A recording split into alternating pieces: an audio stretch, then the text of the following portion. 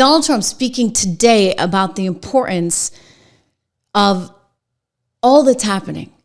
He really stressed that, so much is going on and we're getting more done than you could ever imagine. Listen in. In 4 weeks, our new administration has achieved more than most administrations achieve in 4 years. We brought our country back. It's 4 weeks. Today is our 4th week. It's the end of the week. We are now starting our 5th, and I think we've done more in 4 weeks. Well, certainly than the last administration did in 4 years. They actually went negative. They actually went in the wrong direction. Together, we're going to be fighting long and hard for Black Americans and all Americans. We're going to be fighting for all Americans. We've secured our border, and we're stopping the invasion of our country. Our border right now is more secure than it's ever been. And we had the record. 4 years ago, we had the record. We had the lowest number in history, and now the numbers, Tim, are even lower than they were then. And we're honored. We're allowing people to come in from all over the world, from prisons and jails, mental institutions, insane asylums, gang members. They had drug dealers. They had everybody dropping in. And we had this ridiculous open border policy. They drop in. And I'll tell you, the people that were affected the most were Black people. You were affected the most in terms of the crime, in terms of the drugs and everything else. And we have the border shut down. We allow people to come in. We want people to come in, Tim, but we want them to come in legally. They're going to come through legally. So, yeah, makes sense, right? And by the way, he's getting everything he wants. He's gotten Tulsi in there. He's gotten Kosh in there. He got Pete in there. He got RFK Jr. in there. You name it. He's got it, right? But all of a sudden, everybody's really, really worried right now about whether or not he's getting an extension on the tax cuts. Remember the tax cuts in 2017?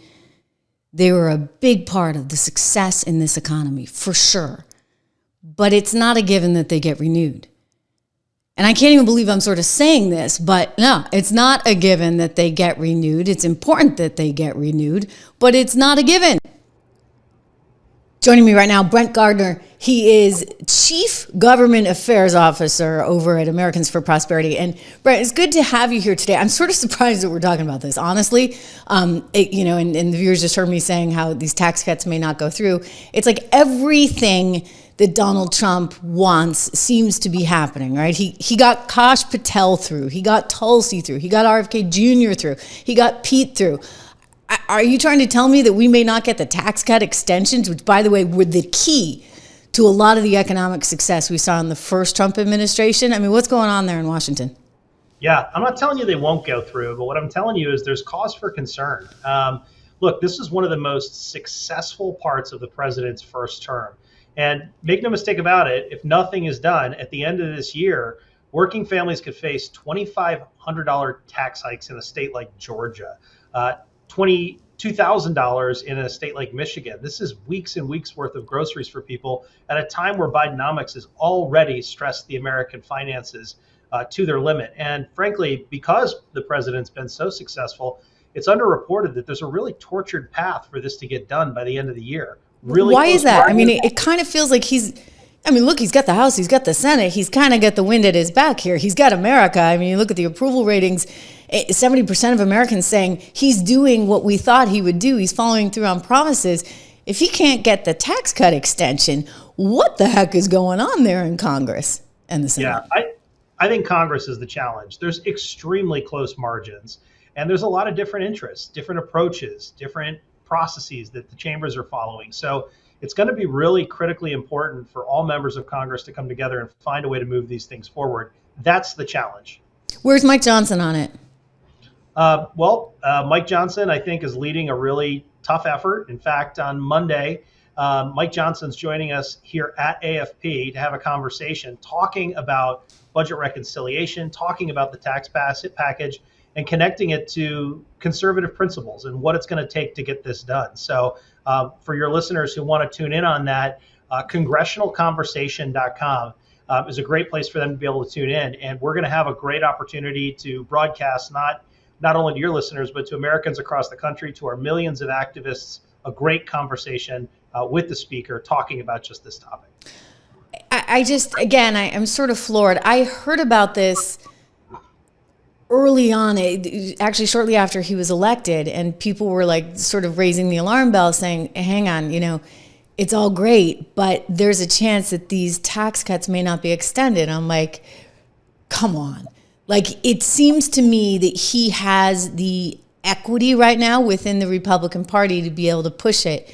And yet what's frustrating is how myopic, I guess, and how individually oriented, let's face it, right, all of these different members of Congress are. And I think that's where the breakdown is. How do you get over that hump? Is it pressure? Is it, okay, well, we'll give this one what they want and this one what? But it seems like if you keep giving out everybody, what they want, then we get right back to the problem that Doe is just trying to correct for. No, that's absolutely correct. And this is why AFP in January launched a $20 million effort to try and support the president's agenda. It's the largest investment by an outside group in any issue on the president's second term so far. The effort is to try and help ensure that the incentives are right for members of Congress to focus on a pro-growth tax bill that gives us an opportunity to be able to continue on the economic success out of Trump's first term. But it's going to require folks in Congress to be able to work together and ensure that they get a bill that they can pass and ultimately focus on getting it done as soon as possible. American businesses are going to be looking to whether or not they think that this will be a success or a failure as they make investment decisions over the next year. We don't have to walk me through. I mean, you gave me some indication. I mean, you get weeks and weeks of grocery bills it's going to cost you out there in the Midwest if this thing doesn't pass. What is the expected economic drain on the economy? Have you guys looked at those calculations to see what it would mean for GDP? Let's face it, and this is something that doesn't get talked a lot about, Brent. You had the highest tax receipts prior to March 2020 and everything that went down, the highest tax receipts we'd ever had, adjusted for inflation. And I say a lot of this goes back to the fact that he finally unleashed these animal spirits in the economy because you had lower taxes, less regulation, and that was just a magical combination. And if we can't get back to that, then it seems like we're really kind of shooting ourselves in the foot, so to speak, here. I mean, how do you get the economy and this engine going if you're just going to become more onerous and penalty driven vis-a-vis taxation? What would be the hit to the economy? Yeah, I mean, you have to remember, before we even get to that hit to the economy, today Americans have to spend between $13,000 and $14,000 more than they did before Joe Biden just to afford the same lifestyle that they did. The American dollar lost 25% of its value. So the question of GDP and growth is secondary almost to the impact that would be had for people who are already hurting. But no question, it's enormous.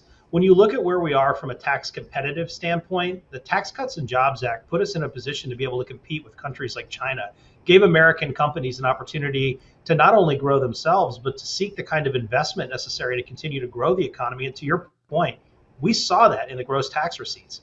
So it's incredibly important that we get this done. That's why AFP is so focused on this. And we're trying to make sure that we do what's necessary to engage the grassroots that cared about this during the election to get it done this Congress. So what's the timetable? Like when's the sort of 11th hour? I think we're kind of in the 11th hour, but tell me when push comes to shove on this. Yeah, the 11th hour is the end of the year. But to your point, I think everyone came into this looking at the election saying, this is going to happen. Yeah. And I think the question about whether or not it can is actually enough to actually upset and hurt the American economy. We want to unleash those animal spirits. We want to give an opportunity for American entrepreneurs to grow. And I think sending a strong signal early in the term with true pro-growth tax policies, that's the best way to do it. So let's not walk up to the cliff and be afraid to go over it.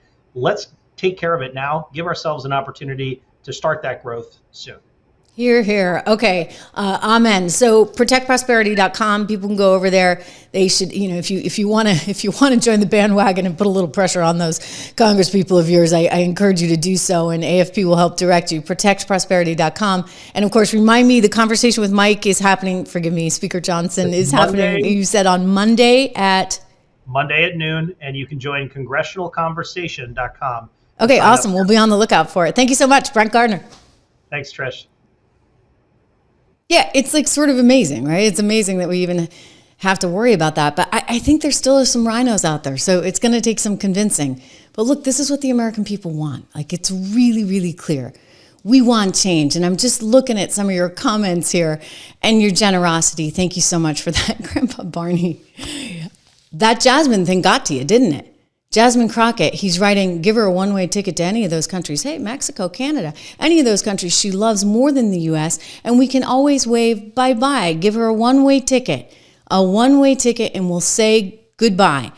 I don't get it. Like, why do they hate the nation that has afforded them so much prosperity?